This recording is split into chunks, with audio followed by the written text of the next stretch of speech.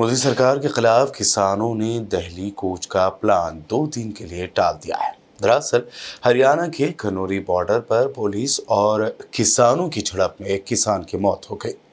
किसान तंजीम AIKS का इल्जाम है कि पुलिस की कार्रवाई के दौरान किसान की जान गई है। हालांकि हरियाणा पुलिस ने इस बात से साफ इनकार कर दिया है। महलूम किसान की शनाख्त शुभकरण सिंह के तौर पर हुई है। पटियाला अस्पताल में भर्ती कराए गए किसान का इलाज करने वाले डॉक्टर ने बताया कि शुभकरण सिंह के सर में गोली लगी है।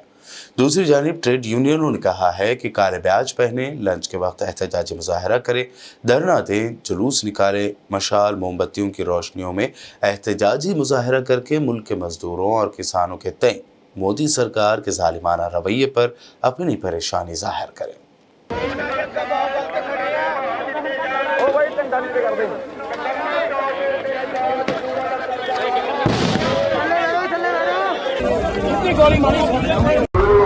बहुत दुख के साथ हमारे को ये बताना पड़ रहा है सारे देश के किसानों और लोगों को कि हमारे पंजाब का एक नौजवान 22-23 साल का किसान शुभकरण सिंह जो बठिंडा जिले का रहने वाला था, आज खनौरी बॉर्डर पंजाब के ऊपर हरियाणा पुलिस ने उसको गोली मार करके उसकी हत्या कर दी। और उस वक्त गोलियां चला रहे हैं, टेयर गैस शेल्स छोड़ रहे हैं, रबर बुलेट्स मार रहे हैं, जब वो बिल्कुल निहत्थे हैं और शांतमयी तरीके से पिछले 13 फरवरी से शंभू और खनौरी बॉर्डर के ऊपर बैठे हैं। लेकिन हमारे देश की सरकार, हमारे प्राइम मिनिस्टर साहब मोदी साहब बिल्कुल चुप बैठे हैं। उनके ऊपर उल्टा एक बैरिकेडिंग करके एक अलग बॉर्डर बना के अपने ही देश के किसानों को दिल्ली की तरफ आने से जो रोका जा रहा है, ये बहुत बुरी बात। और इससे पहले हरियाणा पुलिस ने पंजाब की टेरिटरी के अंदर घुस के ड्रोन्स के जरिए हमारे 200-250 किसानों को बहुत बुरी तरह से इंजर किया है। बहुत ज्यादा उनके चोटें लगी हैं, उनकी मेडिकल रिपोर्ट्स हैं, लेकिन कोई कार्रवाई नहीं हो रही। और वो क्या मांग रहे हैं? वो इस देश के अन्नदाता के लिए, किसान खेत मजदूर के लिए वाजिब MSP के कानून मांग रहे हैं। वो कोई इस तरह की बात कोई कर नहीं रहे जिससे किसी तरह का भी तनाव या खराबी। और पिछले 1.25 साल के आंदोलन में हमारे किसानों ने दिल्ली में बैठ करके ये बता दिया कि ये मुकम्मल, they are absolutely non violent. अब वायलेंस कौन कर रहा है? वो हरियाणा की पुलिस वहां से हमारे किसानों के ऊपर जो अत्याचार कर रही है। आज उस जो नौजवान मरा है, हमारी मांग है कि प्राइम मिनिस्टर साहब आप उनको खुद इंटरफेयर करना चाहिए। जो गिल्टी पुलिस ऑफिसर्स हैं उनके खिलाफ 302 का मुकदमा होना चाहिए। जो 200-250 किसान इंजर किए उनके खिलाफ गिल्टी पुलिस ऑफिसर्स के खिलाफ कार्रवाई होनी चाहिए। और ये किसानों को पीसफुल तरीके से दिल्ली में कोई जगह एलोकेट कर दे, वहां पर बैठ करके वो अपनी बात कहेंगे।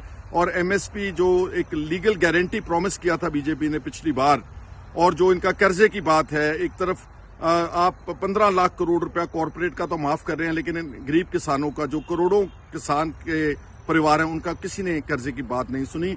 याद रहे कि यही किसान जो हैं, इनके ही बच्चे बॉर्डर्स के ऊपर चाइना के खिलाफ, पाकिस्तान के खिलाफ लड़ते हैं, मरते हैं। मैंने कभी नहीं देखा कि किसी बीजेपी का लीडर इस देश के लिए लड़ता हुआ उसकी कोई शहादत हुई हो। तो उम्मीद करते हैं कि प्राइम मिनिस्टर साहब खुद इस बार उठेंगे, हमारे किसानों के साथ बात करेंगे, क्योंकि हमारे किसान बिल्कुल जैसे बोल रहा हूं कि निहत्ते वहां पर इस मौसम में सड़कों के ऊपर पिछले 7 दिन से बैठे हों और अपनी जायज और लेजिटिमेट जो उनकी डिमांड्स हैं उसको पूरा करवाने के लिए आंदोलन कर रहे हैं। उनके खिलाफ इस तरह का अत्याचार करेंगे तो ये समझ लेना कि उस भगवान और इंसानियत के खिलाफ आप अत्याचार कर रहे हैं। मजलिस इत्तेहादुल मुस्लिमीन के सदर और हैदराबाद रुकन पार्लियामेंट असदुद्दीन ओवैसी ने किसान आंदोलन को लेकर बड़ा बयान दिया है।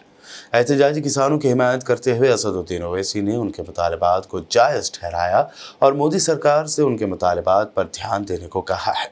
असदुद्दीन ओवैसी ने कहा कि किसानों की MSP पर कानून बनाने की मांग मुनासिब है और इस पर कानून बनना चाहिए।